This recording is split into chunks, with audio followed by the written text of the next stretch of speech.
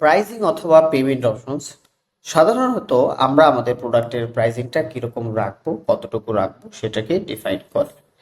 যদি আমরা এখানে allow customer to pay whatever they want এই ফিচার্সটা অফ রাখি, তাহলে দেখা যাবে যে কাস্টমার আমাদেরকে যে কোনো অ্যামাউন্ট পে করতে পারছে না।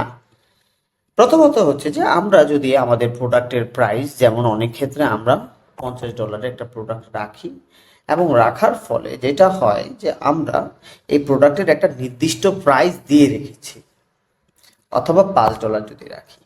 এখন এই $5 বা $50 অথবা $0 যত ভ্যালুয়েশনটাই দেন না কেন, আপনাকে খেয়াল রাখতে হবে যে কাস্টমার যেন যে কোনো পরিমাণের সে পে করতে পারে। মানে হচ্ছে সে ন্যূনতম $5 অথবা সে $5 বেশি সে পে করবে, এইটাই হচ্ছে তার রিকোয়ারমেন্ট। যখন সে পে করবে সে যেন $5 কিংবা তার বেশি পে করে।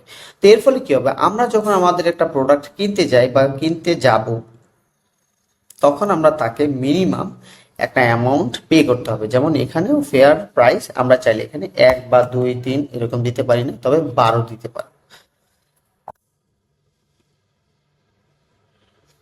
সো এটা হচ্ছে একটা রেকমেন্ডেড লিস্ট। আমরা এখানে আমাদের প্রোডাক্টের ক্ষেত্রে আমরা রেকমেন্ড দিয়ে রাখবো সাজেস্টেড অ্যামাউন্ট 5 এবং বেসিক অ্যামাউন্টও 5। তার মানে হচ্ছে সে $5 বেশি আমাদেরকে পে করতে হবে, অথবা 0 দিলে আমরা $0 থেকে শুরু করে যে কোনো অ্যামাউন্ট আমরা এখানে অ্যালাউ করতে পারবো।